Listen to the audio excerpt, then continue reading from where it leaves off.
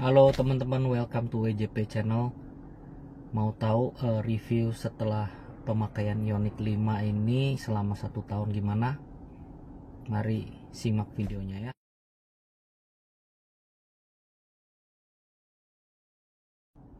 Oke, halo teman-teman. Setelah lama nggak bikin video ya, jadi ini tahun 2024 pemakaian Hyundai Ioniq 5 selama 1 tahun gimana? Disclaimer dulu, ini adalah pandangan pribadi dan pemakaian pribadi dan experience pribadi. Jadi mohon kalau ada kekurangan ya tinggal nanti di komen di bawah, karena ini berdasarkan penilaian pribadi. Interiornya dulu ya, dia punya body itu steeringnya masih bagus, dia punya kursi-kursinya, dia punya kualitas itu masih bagus. Dia punya feel dalam sini kayak retro futuristik, jadi nggak merasa bosen ya. Waktu kita pemakaian selama 1 tahun ini kita pakai gitu normal, dan masih ada rasa kelihatannya rasa keren gitu. Apalagi ada panoramic sunroof ya, panoramic sunroofnya.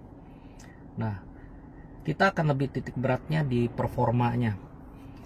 Selama saya pakai performanya ini, untuk average konsumen tarikannya sudah cukup mumpuni ya, karena mobil listrik itu kan tarikannya instan.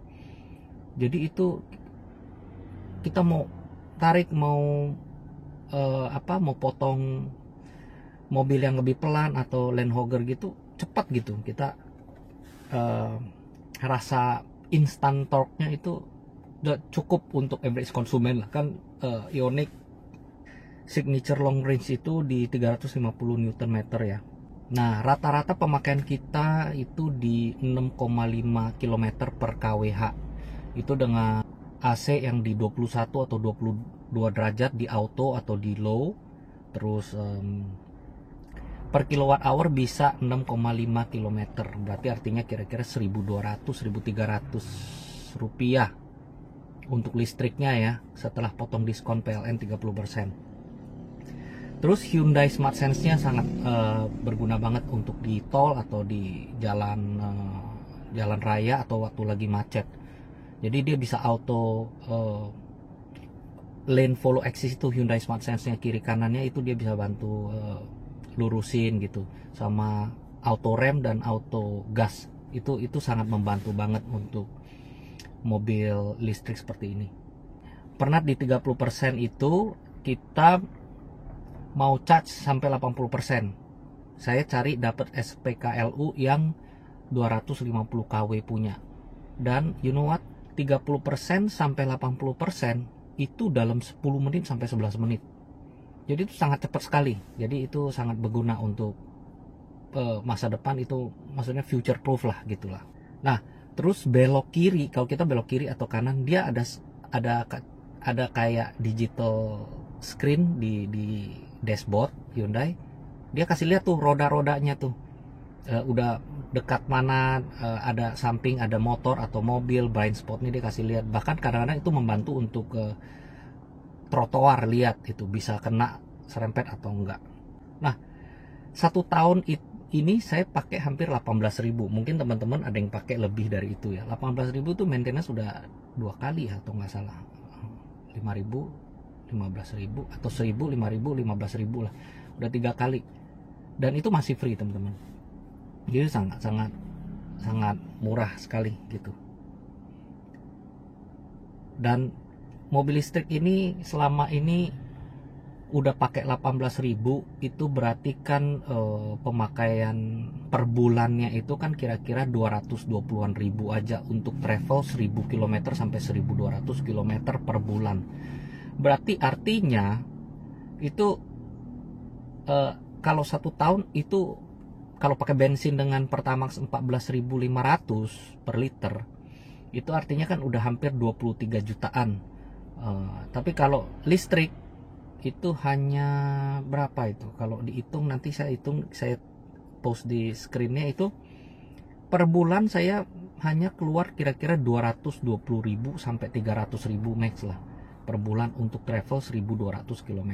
Berarti itu ada pengiritan di 23 juta sama cuman bayar listrik. Kalau mobil listrik 2,3 sampai 3 juta misalnya. Berarti ada pengiritan 20 jutaan per tahun. Nah, itu mainnya. Apalagi per tahunnya pajak kita cuman hanya 1 jutaan lebih untuk mobil listrik ya. Terus satu lagi, mobil ini ada fitur yang dari jauh itu saya mau nyalain mobil dan udah ada AC bisa. Kebetulan ini teknologinya ada. Jadi sebelum habis makan atau apa, sebelum kita sampai mobil kita udah dinginin mobil dulu. Nah, itu sangat fitur yang minor tapi luxury lah, nyaman lah gitu. Nah, sekarang kita ke yang tidak sukanya dalam mobil Ioniq ini, yang first batch dan adopter pertama lah dalam arti kata. Tidak ada Blue Link, itu udah susah lah ya. Itu mungkin mereka upgrade.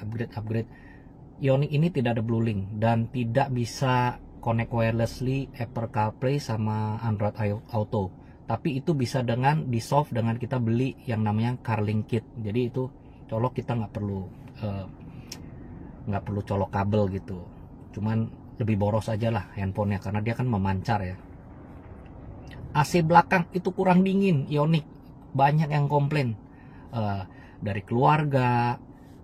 Selalu belakang dan depan itu AC belakang kiri kanan itu keluarnya kecil sekali.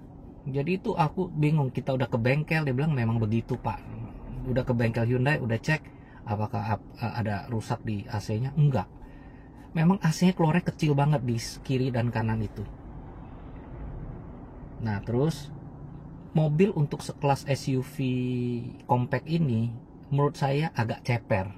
Jadi dia punya ground clearance memang nggak terlalu tinggi amat ya teman-teman. Jadi pernah sampai saya waktu belok kiri kanan itu nggak perhatiin ke gas rod dia punya bumper bawah. Akhirnya harus ke asuransi klaim gitu.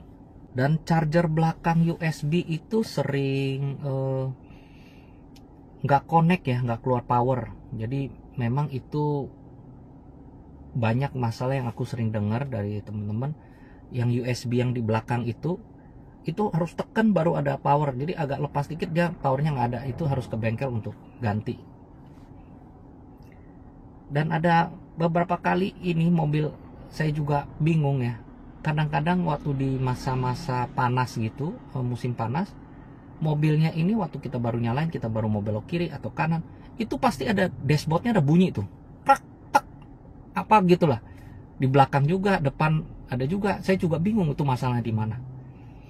Agak mengganggu sih, tapi ya sudahlah, nggak begitu major banget. Mobil ini walaupun desainnya retro futuristik, dia nggak tahu ada desain flow atau apa. Hujan-hujan itu atau daun-daun kadang-kadang bisa masuk dan slip ke mobil belakang. Dan di bagian bawah punya pintu, itu air-air kadang-kadang bisa ke trap gitu dan kotor gitu. Dan daun-daunnya tuh banyak tuh yang di belakang, jadi kita harus bersihin manual.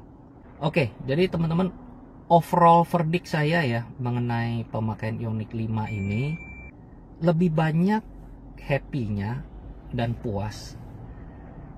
Cuman yang saya bilang tadi minus-minus itu masih within tolerable level lah. Jadi untuk teman-teman yang rencana mau beli mobil EV mau yang mana, ya itu balik lagi ke pilihan ke tangan Anda ya. Yang saya suggest kalau memang ada budgetnya, pilih yang long range aja, karena long range itu kan dia punya kilometer anxiety nggak begitu dibanding yang short range ya. Karena nggak mungkin dong kita bilang long range bisa 480 km, kadang-kadang di readingnya bisa sampai 520, padahal realnya paling 460-480. Kita juga pakai paling nanti sisanya juga di 20-30% udah takut dan kita harus cas lagi. Apalagi kalau kita ngomong yang short range yang berapa ya, 380 km ya, itu dikit-dikit kayaknya ada kayak kilometer anxiety, harus cas lagi.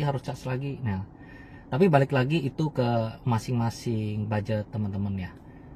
Sekian videonya, nanti kita bertemu lagi di video lanjutnya. Terima kasih.